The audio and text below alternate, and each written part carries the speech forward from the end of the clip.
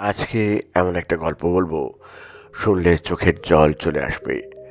মায়ের ভালোবাসা, স্নেহ, মমতা ইত্যাদি নিয়ে অনেক গল্প আছে, কিন্তু আজকের গল্পটা বাবাকে নিয়ে। বাবার ভালোবাসা, দায়িত্ববোধ হয়তো অনেকের নজরে আসে না, কিন্তু আজকের গল্পটা সেই সব বাবাদের জন্য যারা নীরবে, নিঃস্বার্থে, শত অসুবিধা সত্ত্বেও সন্তানের ভবিষ্যৎ তৈরি করার জন্য নিরলস প্রচেষ্টা চালিয়ে যান। গল্পটা মন দিয়ে শুনুন। একটি ছেলে তার ইঞ্জিনিয়ারিং এর জন্য নিজেকে তৈরি করছিল। বাবা সবসময় তার সন্তানকে মনে করিয়ে দিতেন, পড়াশোনার উপর কনসেন্ট্রেট করো, তোমাকে বড় ইঞ্জিনিয়ার হতে হবে, মানুষের মতো মানুষ হতে হবে, তার জন্য পরিশ্রম করতে হবে, নিরলস চেষ্টা করে যেতে হবে। কিন্তু সেই ছেলেটির একটি সুপ্ত বাসনা ছিল। তার অন্যান্য বন্ধুদের মতো তারও একটি বাইকের খুব দরকার। এই বাইক কেনা নিয়ে তার সাথে তার বাবার প্রায়শই ঝগড়া হতো। সে বাইক কেনার জন্য জেদাজেদি করত। বাবাকে বলতো, আমি হেঁটে হেঁটে কোচিংয়ে যাই, কোথাও যেতে গেলেও হেঁটে যেতে হয়, নয়তো বাসে। একটা বাইক থাকলে কত ভালো হতো, তুমি তো স্কুটারে করে অফিসে যাও, আমি সামান্য একটা বাইক চাইছি, দিতে পারছো না? কেমন বাবা তুমি? এই বিষয় নিয়ে একদিন তার বাবার সাথে ছেলেটির তুমুল ঝগড়া লেগে যায়। বাবা ছেলেকে বলে, তুমি এত বড় হয়েছো, তোমার বুদ্ধি নাই কিভাবে আমি সংসার চালাই? কিন্তু তার এসব কথা শুনতে ভালোই লাগছিল না। তার মাথায় একটাই ভূত চেপেছিল, তা হলো তার বাইক চাই চাই। আর এখনকার ছেলেরা খুব তাড়াতাড়ি রেগে যায়। সে ঠিক করলো আর সেই বাড়িতে থাকবে না, সে পরিবার ছেড়ে চলে যাবে। ভুল মানুষের সাথে সে রয়েছে। তার মনের মধ্যে যে কি চলছিল সেটা সেই জানে। একদিন তার বাবা ও মা মার্কেটে গিয়েছিলেন। ছেলেটা একলা ছিল, তার মাথার মধ্যে এই সবই চিন্তা উঁকি দিচ্ছিল। অতঃপর সে সংকল্প করে নেয় যে না, এদের সাথে আর থাকা যাবে না, আমি এখান থেকে চলে যাবই। এবারে তার চোখ টেবিলে রাখা বাবার পার্সের উপরে গিয়ে পড়ে। সে ভাবে, ঠিক আছে, আমার তো টাকার দরকার, বাবার মানি পার্সটাকে সঙ্গে করে নিয়ে যাই। ছেলেটি পার্সটিকে পকেটে রেখে তাড়াতাড়িতে বাবার জুতোটা গলিয়ে নিয়ে বাড়ি ছেড়ে চলে যায়। খানিক দূর যাওয়ার পরে সে বুঝতে পারে বাবার জুতো পড়েছে সে। রাগে গজগজ করতে করতে ছেলেটি বাবার জুতো ছুঁড়ে ফেলে দেয় রাস্তায়। খালি পায়ে হাঁটতে থাকে। পায়ে একটি ছোট পেরেক ঢুকে গিয়ে সামান্য রক্ত পড়তে থাকে। সেদিকে হুঁশ নেই তার। সে বিড়বিড় করে বলতে থাকে, আমার বাবা খুব বাজে, আমায় একটা সামান্য বাইক কিনে দিতে পারে না, আমার একটা মাত্র ইচ্ছে পূরণ করতে পারে না, সে আবার কিসের বাবা? ওরকম বাবা থাকার চেয়ে না থাকা অনেক ভালো, ইত্যাদি ইত্যাদি। আরো খানিক চলার পরে ছেলেটির পা থেকে আরো রক্ত ঝরে পড়েছে। সে ভাবল, না, এবার একটু রেস্ট নেওয়া যাক। আর হাঁটা যাচ্ছে না। খানিকটা বসার পরে তার মনে হলো, পার্সটা তো নিয়ে এসছি, এতে তো টাকা পয়সা নিশ্চয়ই থাকবে। টাকা দিয়ে হসপিটালে গিয়ে আগে চিকিৎসা করাবো, তারপরে বাকি টাকা খরচা করব, কিভাবে সেটা দেখা যাবে। যাই হোক, পার্সটা খুব উঁচু এবং মোটা। পার্সটা খুলে সে স্তম্ভিত হয়ে যায়। পার্সের মধ্যে টাকা কোথায়? অনেক কাগজ তার মধ্যে।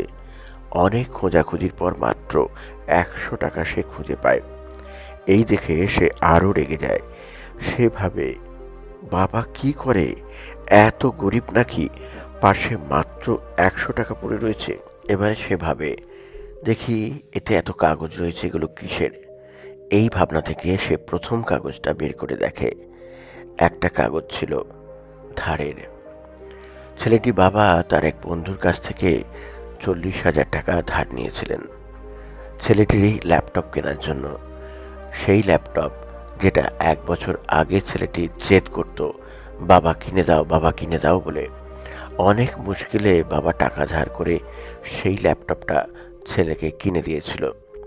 তাতে লেখা আছে, প্রতি মাসে 1,000 টাকা করে দিতে হয় সেই বন্ধুকে। ধীরে ধীরে একটা একটা করে সব কাগজগুলো সে বের করে। সে দেখে এইরকম অজস্র বিল রয়েছে সেই পার্সে। কোনোটা মুদির দোকানের বিল, কোনোটা ইলেকট্রিকের বিল, তার কলেজে ভর্তির ফিজের বিল। প্রত্যেক সেমিস্টারে একটা মোটা টাকা দিতে হয় বাবাকে। সে ধীরে ধীরে অনুভব করে সমস্ত কাগজই সংসারে দায়িত্ব পালনের কাগজ। সে এটা বুঝতে পারে এর মধ্যে বাবার নিজের জন্য কোনো খরচ নেই। সে বুঝতে পারে সংসারের জন্য বাবার কত টাকা খরচ হয়। অবশেষে ছেলেটি পার্শ্বের এক কোণায় একটি ছোট কাগজ খুঁজে পায়। এটা কোনো ধারের রসিদ নয়, একটা কাগজের বিজ্ঞাপন ছিল, যাতে লেখা ছিল ধামাকা অফার, পুরনো স্কুটার দিয়ে নতুন বাইক নিয়ে যান। ছেলেটি এবারে বুঝতে পারে তার বাবা বাইরে কেন গেছে, আর তার সঙ্গে দুদিন আগে কেন এত ঝগড়া হয়ে গেল। বাবা একবার বলেছিলেন, আমি কি করে সংসার চালাই তুমি কি জানো?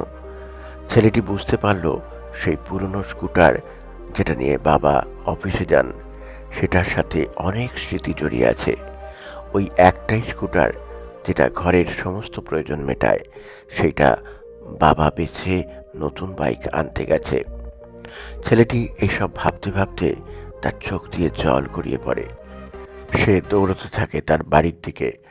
পা দিয়ে রক্ত বেরোচ্ছে, কিন্তু তবু তার কোনো হুঁশ নেই। বাড়ি এসে দেখে বাবা নেই, মাও বাড়িতে নেই। ছেলেটি এবারে বুঝতে পারে বাবাকে কোথায় গেলে পাওয়া যাবে। যে বিজ্ঞাপনের কাগজটা ছিল সেখানে ঠিকানা দেওয়া ছিল। সেই ঠিকানা দেখে ছেলেটি বাবার কাছে গিয়ে পৌঁছায়। গিয়ে দেখে বাবা সেলসম্যানের সাথে কথা বলছেন, স্কুটার বেচার পরিকল্পনা চলছে। ছেলেটি এবারে বাবার পায়ের উপর হুমড়ি খেয়ে বলে, না বাবা, তুমি স্কুটার বেচবে না। আমি একদিন ইঞ্জিনিয়ার হয়ে অনেক টাকা রোজগার করব, তোমাকে কাজ করতে দেব না।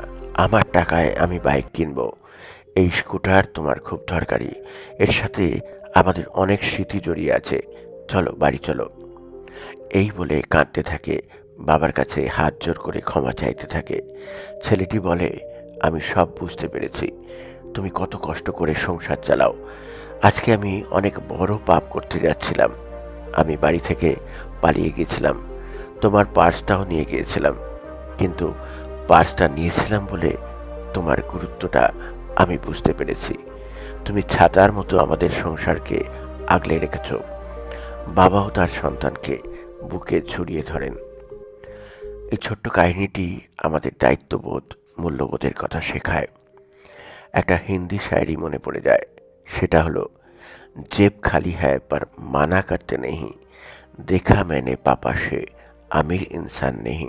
আমাদের বাবা মায়ের জীবনে দুটো বড় কষ্ট হয়। একটা কন্যা সন্তানকে শ্বশুরবাড়ি বিদায়ের সময়, আর একটা ছেলে যদি বাবা মাকে ছেড়ে চলে যায়। শত কষ্টতেও বাবা মা সন্তানের ইচ্ছা পূরণ করার চেষ্টা করে সাধ্যমতো। তাই আজকালকার সন্তানদের উদ্দেশ্যে বলবো, বাবা মাকে অযথা কষ্ট দিও না। তারা তোমার ভালো চায়।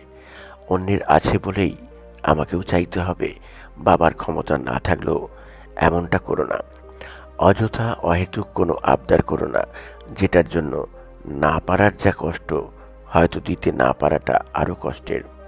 যাই হোক, ভালো থেকো সবাই, সুস্থ থেকো।